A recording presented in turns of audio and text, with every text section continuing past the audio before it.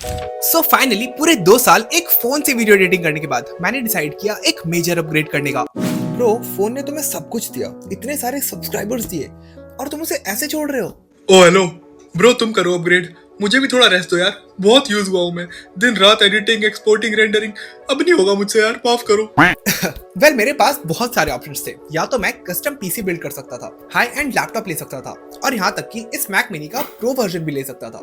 But trust me, इतना खर्च करने के बाद भी मेरे एडिटिंग के परफॉर्मेंस में कोई लाइफ चेंजिंग डिफरेंस नहीं दिखता। पर इस छोटे से डिवाइस ने ना तो सिर्फ मेरे पैसे बचाए बल्कि मुझे एक परमानेंट सोल्यूशन भी दिया है। वेल इस वीडियो में मैं आपको बताऊंगा कि किस पॉइंट पे फाइनली एक क्रिएटर को अपग्रेड करना चाहिए। क्या 2026 में भी मैक मिनी M4 एक अच्छा ऑल्टरनेटिव हो सकता है, और मोस्ट इंपॉर्टेंटली किन लोगों को ये परचेज नहीं करना चाहिए। और हाँ, अगर आप इसे वाकई में परचेज करने का सोच रहे हैं तो वीडियो के एंड में आपके लिए एक गुड न्यूज भी है। वेल इस वीडियो में आपको इन सारे सवालों का जवाब मिलने वाला है। सो बिना टाइम वेस्ट करते हुए लेट्स गेट स्टार्टेड।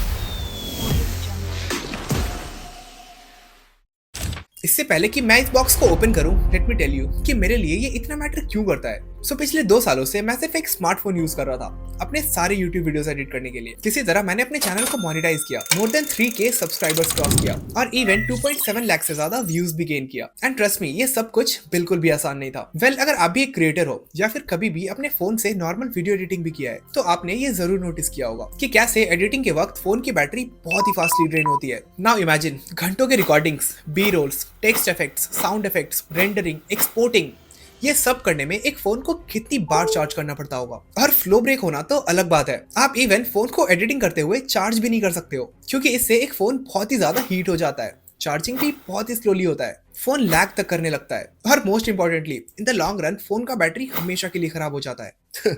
पर मैं तो आईफोन यूज करता हूँ। चाहे आप कितना भी महंगा फोन यूज कर रहे हैं और वो किसी भी ब्रांड का हो, ये प्रॉब्लम हर फोन के साथ कॉमन है। कितनी बार एडिटिंग के बीच में पर्सनली मेरा खुद का फोन हैंग हुआ है एंड घंटों की एडिटिंग सिर्फ एक फ्रैक्शन ऑफ सेकंड में गॉन।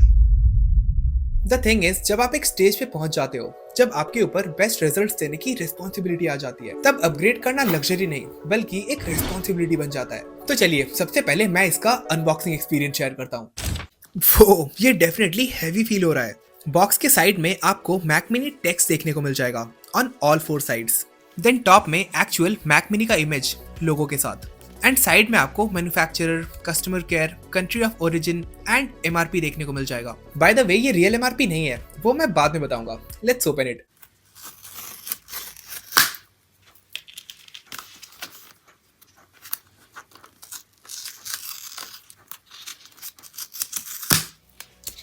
ऑनेस्टली इस साउंड को बॉयज की फेवरेट साउंड लिस्ट में ऐड कर देना चाहिए। सो ये 16+ 256 वाला वेरिएंट है, आप देख सकते हैं। डैम, वो इसको बाद में देखते हैं, पहले बॉक्स में और क्या क्या है वो चेक कर लेते हैं। Papers and then main power cord मिल जाता है। ओके, एंड देन ये मैनुअल्स हैं जिसमें सारे पोर्ट्स की डिटेल्स दी हुई हैं। Let's keep them aside. अब इस बीस्ट को चेक करते हैं। वो ये डेफिनेटली हैवी तो है एंड ऑन पेपर इसका ऑफिशियल वेट 0.67 kg है, जो कि रीजनेबल है। Let's remove the stickers. मैं सारे पोर्ट्स एंड बटन्स बताऊंगा। Let's just okay. सो नीचे यहाँ पे आपको पावर बटन मिल जाता है और ये पूरा सर्कल एयर वेंट है आपके मैक मिनी को कूल रखने के लिए।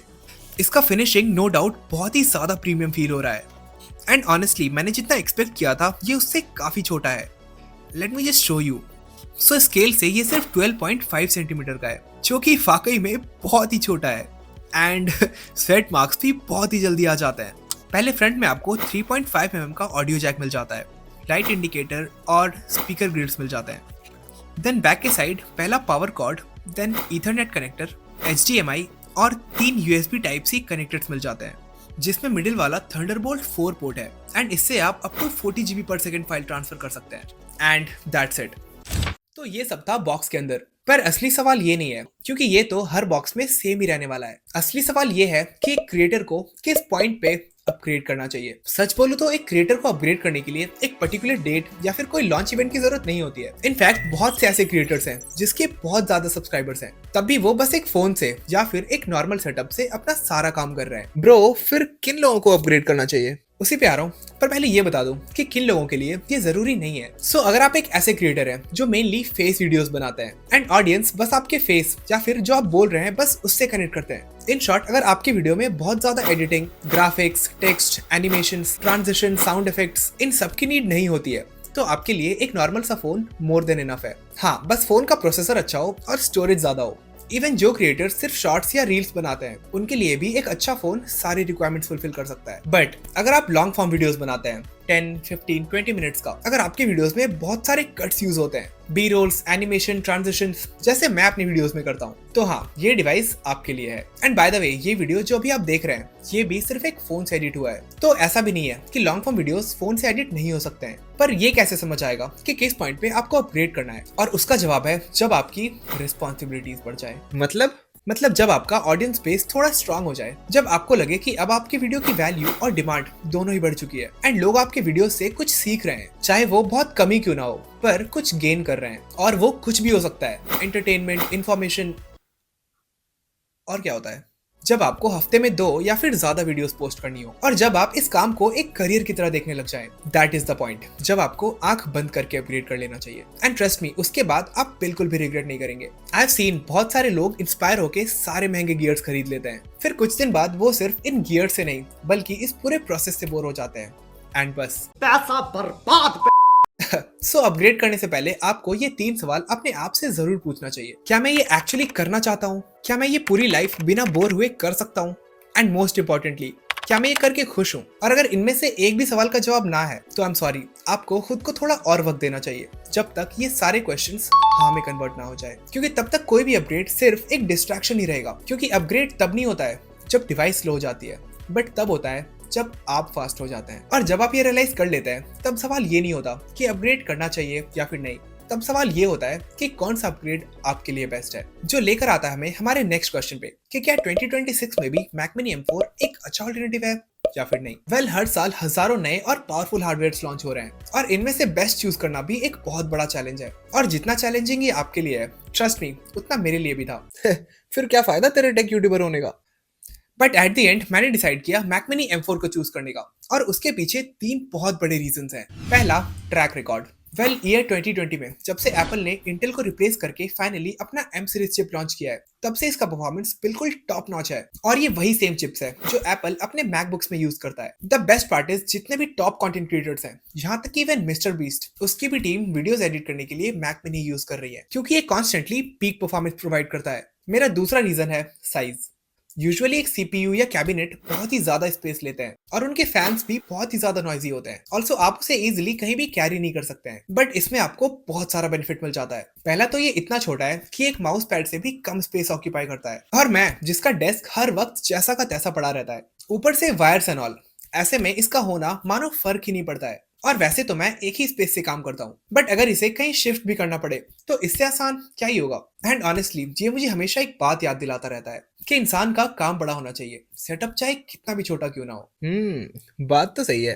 एंड थर्ड और मोस्ट इंपॉर्टेंट रीजन, इसका प्राइस। सपोज मैं अगर एक मैकबुक M4 लेता तो मुझे अराउंड 1 लाख से ज्यादा ही पे करना पड़ता, और तब भी मुझे सिर्फ 15 इंच का स्क्रीन मिलता, जो कि एडिटिंग के लिए बिल्कुल भी इनफ नहीं है। अगर अलग से मॉनिटर लूं तो 20K extra, end of course SSD 1 TB का 15K, जो कि टोटल अराउंड 1,35,000 हो जाता है, और परफॉर्मेंस अब भी सेम। पर वहीं ये मैक मिनी M4 मुझे सिर्फ और सिर्फ 55,000 का पड़ा। या अब अगर इसमें मॉनिटर, SSD, कीबोर्ड और इवन माउस भी ऐड कर दिया जाए तो टोटल अराउंड 92,000 हो जाता है, यानी कि मैंने टोटल 43,000 सेव किया। एंड अगर इसमें मैं कुछ और अमाउंट ऐड कर दूं तो मैं एक अच्छा सा कैमरा भी ले सकता हूँ। सो देखा आपने लापरवाही का नतीजा है। सो देखा आपने, सही डिवाइस चूज करना भी इसलिए इम्पोर्टेंट है। एंड इस प्राइस पॉइंट पे इससे अच्छा डील पूरे मार्केट में और कोई भी नहीं है। पर एक बात मैं क्लियर करना चाहता हूँ कि ये बेस्ट डील जरूर है, पर सबके लिए नहीं। एंड अगर आप भी इन कैटेगरीज में आते हैं तो इसे परचेज करने से पहले आपको एक बार जरूर सोचना चाहिए। और ये लेकर आता है हमें हमारे थर्ड क्वेश्चन पे कि किन लोगों को ये परचेज नहीं करना चाहिए। वेल, इसमें भी 3 कैटेगरीज हैं, and the first one is gamers. क्या क्या क्या? पर ब्रो, वो GTA 6 भी तो खेलना है। वेल, पहली बात तो ये कि macOS रॉकस्टार के सारे हाई ग्राफिक्स गेम, यहाँ तक कि इवन GTA 5 भी सपोर्ट नहीं करता है। फिर क्या करूं? कोई भी powerful Windows laptop will be perfect, पर अगर आप भी इसे गेमिंग पर्पस के लिए लेना चाहते हैं तो मेरे साइड से ये एक बिग नो है, क्योंकि major games Windows plus console के लिए बिल्ड होते हैं। ऑल्सो ऐसे हैवी गेम्स के लिए सेपरेट जीपीयू चाहिए होता है, बट मैक मिनी में इंटीग्रेटेड जीपीयू प्रोवाइड किया जाता है, जिसकी वजह से ये एडिटिंग या फिर कोडिंग के लिए तो बीस्ट है, पर वही गेमिंग के लिए ये एक वर्स्ट ऑप्शन बन जाता है। हमारा सेकंड कैटेगरी है कॉन्स्टेंट ट्रैवलर्स। सो अगर आप भी एक फ्रीक्वेंट ट्रैवलर हैं एंड आपका सेटअप टेम्परेरी है तो आपके लिए भी ये एक अच्छा ऑप्शन बिल्कुल भी नहीं है। इंस्टेड आप मैकबुक या फिर कोई और पावरफुल लैपटॉप प्रेफर करें तो बेस्ट रहेगा। एंड लास्टली और मोस्ट इंपॉर्टेंटली, रील्स और शॉर्ट्स एडिटर्स। अगर आप सिर्फ और सिर्फ शॉर्ट्स या रील्स एडिट करते हैं और आप अपने फोन से ये कंफर्टेबली कर पा रहे हैं तो भी आपको इसकी कोई खास नीड नहीं होगी। ठीक जैसा मैंने स्टार्टिंग में बताया था, all you need is a phone with a good processor and a bit of storage. इससे पहले कि मैं गुड न्यूज बताऊं, लेट मी टेल यू, पिछले 2 सालों से मैं सिर्फ अपने फोन से वीडियो एडिट कर रहा हूँ। इसलिए नहीं कि मैं मैक मिनी अफोर्ड नहीं कर सकता था, बट इसलिए क्योंकि मैं भी अपने आप से वही सेम सवाल पूछ रहा था कि क्या मैं ये पूरी जिंदगी करने के लिए तैयार हूँ, और इसे परचेस करना ही मेरे उस सवाल का जवाब है। मैं कभी भी अपग्रेड के पीछे नहीं भागा, बस हमेशा एक क्लैरिटी को चेज करता रहा। टू बी ऑनेस्ट, इस वीडियो का मोटिव सिर्फ मैक मिनी के बारे में बताना या फिर इसका अनबॉक्सिंग करना नहीं था, पर आपको ये बताना था कि जब आप प्रोफेशनली रेडी हो जाते हो कि आपको लाइफ में क्या करना है और मोस्ट इंपॉर्टेंटली क्यों करना है, तब उससे रिलेटेड टूल्स खुद आपके पास आ जाते हैं। आपको बस अपनी आंखें खुली रखनी होती है। और ये मैं सिर्फ कंटेंट क्रिएशन के लिए नहीं बोल रहा हूँ, क्योंकि अननेसेसरी डिले कहीं ना कहीं हमारे ग्रोथ को स्लो कर देता है। पर अगर डायरेक्शन सही हो तो एक छोटा सा डिवाइस भी आपकी लाइफ चेंज कर सकता है। ओ हेलो, गुड न्यूज़ तो बताया नहीं तुमने, कहाँ गए? ओ हेलो। परफेक्ट एंडिंग के चक्कर में मेन चीज तो बताना भूल ही गया। सो एप्पल की तरफ से ऑफिशियली अनाउंस किया गया है कि इस बार वो आईफोन 18 के लॉन्च के साथ मैक मिनी M5 भी लॉन्च कर रहे हैं। क्या बात कर रहा है? जी हाँ, और जो नया मैक मिनी M5 होगा वो M4 से 33% तक ज्यादा फास्ट होगा। फिर तुमने ये क्यों लिया? मैं वेट नहीं कर सकता था, पर अगर आप कर सकते हैं तो it's gonna be a perfect deal for you. And don't worry, उसके अपडेट्स भी आपको इस चैनल पर मिल जाएंगे। एंड उसके लिए आपको क्या करना है। सो मिलता है बहुत जल्द नेक्स्ट वीडियो में। तब तक के लिए टेक केयर, बाय बाय।